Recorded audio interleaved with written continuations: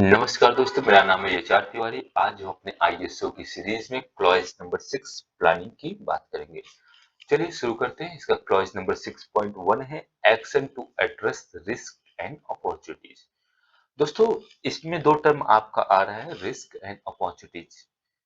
और जैसा कि आपको पता होगा या मैं आपको बताना चाहूंगा कि हमने अपने प्रीवियस वीडियो क्लॉज नंबर 4 में इसको डिस्कस किया था। आप चाहे तो आप जाके वो वीडियो देख सकते हैं। चलिए शुरू करते हैं। तो जो हमारा क्लॉज नंबर 4 में हमने डिस्कस किया था इश्यूज का, ठीक है, उस इश्यूज से हमारा कैसे रिस्क एंड अपॉर्चुनिटी जो है जनरेट होती है, उससे क्या इम्पैक्ट पड़ता है, पॉजिटिव और नेगेटिव, ये चीजें हमने क्लॉज नंबर 4 में डिस्कस किया था।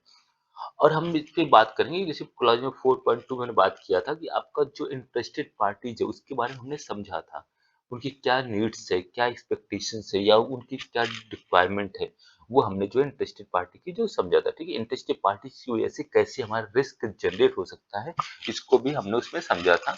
चलिए हम यहाँ पे भी एक एग्जाम्पल के थ्रू समझते हैं। मान लीजिए आपका ऑर्गेनाइजेशन में कोई इम्प्लॉय है, कोई इम्प्लॉय काम कर रहा है। अगर उसकी आप इंटरेस्ट पे आप ध्यान नहीं देंगे, मान लीजिए उसकी कुछ पर्टिकुलर चीज की रिक्वायरमेंट है, अथॉरिटी की या सैलरी इंक्रीमेंट की या जो भी चीजें हैं, उसके इंटरेस्ट पे आप काम नहीं करते, तो वो बेटर ऑप्शंस के लिए दूसरी जगह दूसरी प्लानिंग करेगा कि हम ऐसे कर सकते हैं, वैसे करते हैं, तो वो एक आपके रिस्क जनरेट होगा।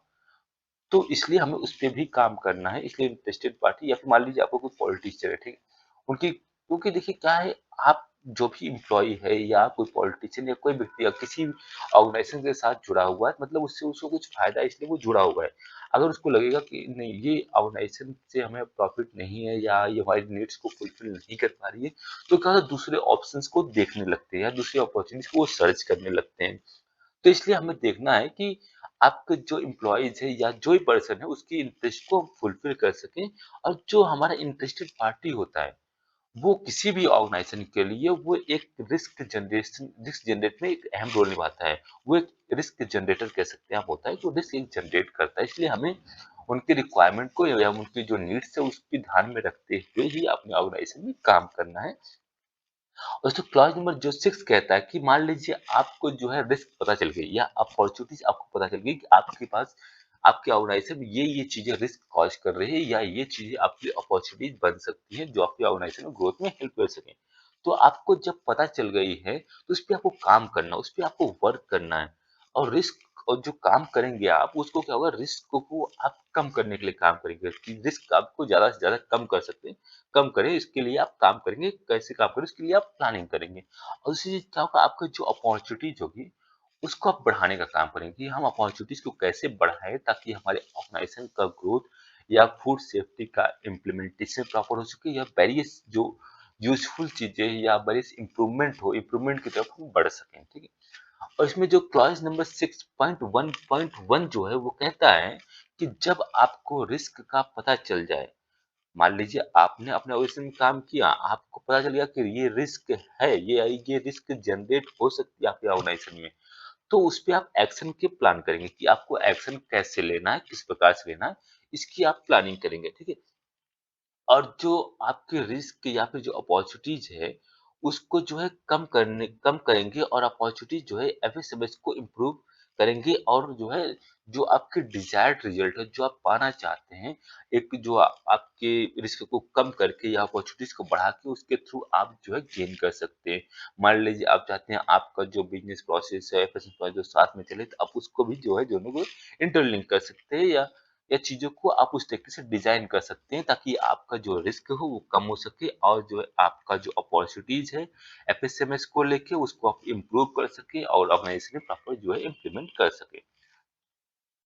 और दोस्तों हम बात करेंगे इसका जो क्लॉज नंबर 6.1.2 है, वो कहता है जो आप प्लानिंग करेंगे, प्लानिंग की जो कैसे आप जो है अपॉर्चुनिटीज को या रिस्क पे काम करेंगे। ठीक है, जो आप प्लानिंग कर रहे हैं रिस्क अपॉर्चुनिटी पे काम करने के लिए, उस पे आप जो कैसे काम करेंगे, कैसे एक्शन लेंगे। जो एक्शन लेने के लिए आप क्या होगा, एक ऑब्जेक्टिव बनाएंगे। ठीक है, आपको रिस्क पता चल गया, ठीक है, आपको अपॉर्चुनिटी पता चल गया, उसके लिए आप एक ऑब्जेक्टिव बनाएंगे कि हम ऐसे काम करेंगे, ये तरीके से आप काम करेंगे। ठीक है, और उसके क्या करें, उसके दूसरे पॉइंट क्या होगा दोस्तों कि आप उसे जो प्लानिंग करेंगे, ठीक है, कि साथ के साथ आपका जो प्रोसेस है, बिजनेस प्रोसेस है, जब मैं पहले बताया बिजनेस प्रोसेस है और एफएसएमएस प्रोसेस है, उन दोनों को आप इंटीग्रेट करना है, दोनों को आपको मिलाना है। ऐसा नहीं होना चाहिए कि आपका जो एफएसएमएस की प्रोसेस अलग चल रही है और आपका जो बिजनेस का प्रोसेस है वो अलग चल रहा है। तो ये प्रॉपर जो क्या कहते हैं एक सही रिजल्ट नहीं दे पाएगा, सही काम हमें सही जो हमें डिजायर्ड रिजल्ट हो वो नहीं मिल पाए। इसलिए हमें कोशिश ये करनी है आपका दोनों जो एफएसएमएस की प्रोसेस है या ऑर्गेनाइजेशन का जो प्रोसेस है वो दोनों को हमें इंटीग्रेट करना है। और आपने जो भी एक्शन लिया, मान लीजिए आपने अपॉर्चुनिटीज को बढ़ाने के लिए काम किया है, आपने कुछ एक्शन प्लानिंग कर ली है, आपने जो रिस्क कम करने के लिए एक्शन की प्लानिंग कर ली है, तो उसको आपको टाइमली इवेल्युएट करना है उसको कि हाँ किस तरीके से उस पे काम हो रहा है, क्या क्या उसका इम्पैक्ट पड़ रहा है। उसके लिए आप वेरियस चीजें कर सकते हैं, लाइक आप मैनेजमेंट रिव्यू मीटिंग कर सकते हैं या कुछ अदर चीजें कर सकते हैं जिससे आप उसका इवेल्युएशन कर सकते हैं कि अगर इम्पैक्ट पड़ रहा है तो पॉजिटिव पड़ रहा है, नेगेटिव पड़ रहा है या फिर कितना इम्प्रूवमेंट हो रहा है। उस चीज को हम उसमें जो है डिस्कस करेंगे और उस पर इवेल्युएट करेंगे कि क्या रिजल्ट रहा हमारे एक्शंस का। उसका जो क्लॉज नंबर 6.1.3 है उसमें हमने जो भी एक्शन लिया है या जो आप ले रहे हैं रिस्क और अपॉर्चुनिटीज पर, उस पर ऑर्गेनाइजेशन ध्यान रखे कि एफएसएमएस पर क्या इम्पैक्ट पड़ेगा।